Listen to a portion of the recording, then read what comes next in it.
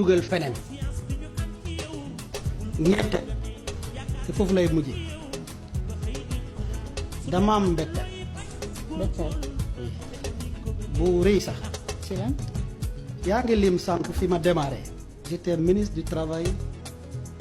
de l'emploi et des relations avec les institutions Maïmouna bi may dem ci ministère bi dama fa fekk oto bu gën a màgget ci gouvernement maa ko doon dawal man ñëw naa gis ko pour oto premier ministre génnee bataaxal pour ne ñu bu kenn jënd oto sama oto panne nañ 4 fois fii laa koy waxee donc une fois en Casamance ma géré ko ci Soutra gouverneur Ziguinchor moom may dégg pour ngir yaxanal du yaxanal bi sax image u état bi sama oto panne na ñetti yoon ci autoroute man ma gëm ak mbégte loolu dama daan def fierté parce que dama gëm ne sama premier ministre moom mooy serré ceinture bi je le disais avec fierté moom sax dama daan ñëw rendre ko ah PM sama oto panati na de lii de moom xaw ma fu ñu koy raconté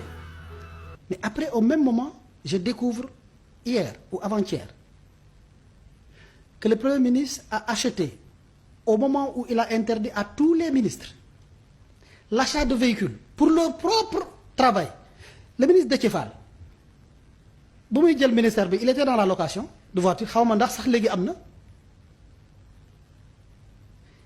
et ça c'est choquant ensuite Maïmouna ensuite comme man nee naa du ma dugg ci détail parce que bu mu jëlee fonds politique jënd loolu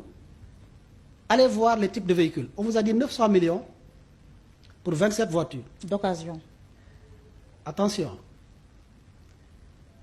ràññee naa ci des véhicules de luxe extraordinaires mais foofu laa yem. ci flotte bi. J'en passe parce que c'est un journal qui l'a sorti je peux vous sortir le journal qui a sorti des véhicules qui en temps normal on verra dans l'occasion parce qu'en moyenne ça te fait 34 millions par véhicule mais allez voir quel véhicule a coûté combien ça c'est une moyenne je me limite là je me tiens à ce qu'un journal a sorti parce qu'encore une fois moi j'ai choisi de rester homme d'État sur ce sujet moo tax question bu sensible la boo xam ne bu ñu addoo ci moom ci anam yu mu ñëwee tarxiis mën naa gaaw parce que toog di ci waxtaan te yoon tere na ko c'est le début du manquement. mais xam nga fonds yooyu kenn du ko contrôler c'est des fonds politiques c'est des fonds secrets du point de vue de la loi lu ñu dul contrôler lu ñu mënul contrôler donc yoon mënu ci àddu parce que le contrôle n'est pas censé exister mais yéen aussi yéen a ngi ciy wax avec beaucoup d'aisance Aminata Touré di ci wax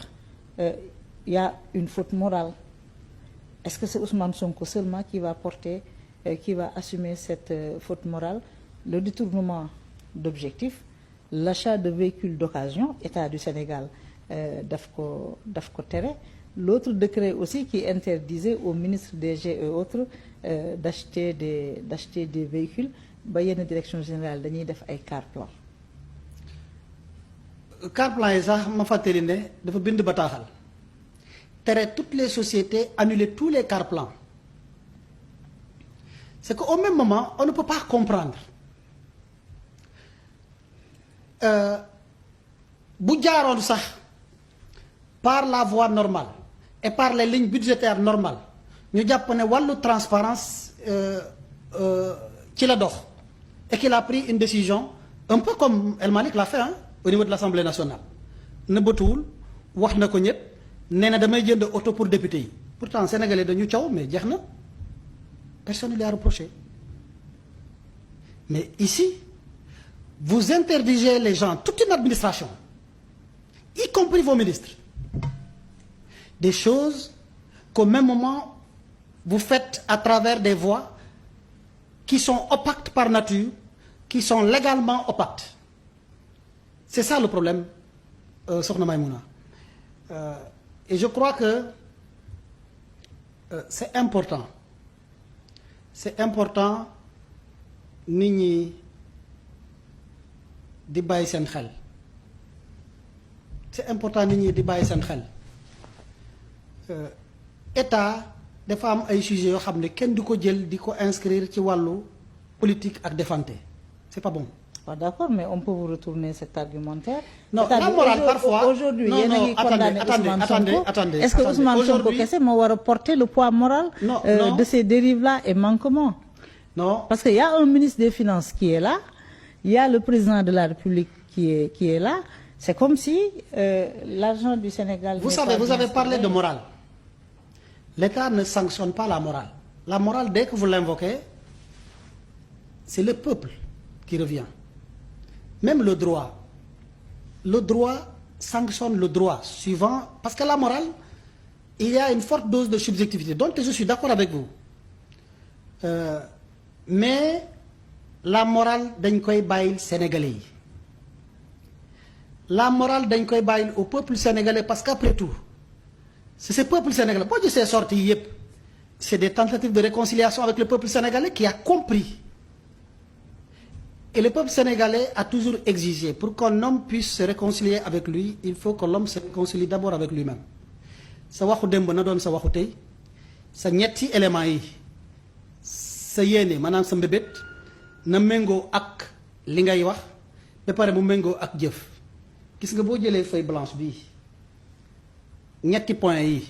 ñaari figure la mën a jox, soit dafay aligné mu nekk une ligne droite, waaye benn bu génnee ci rang bi rek da lay jox triangle.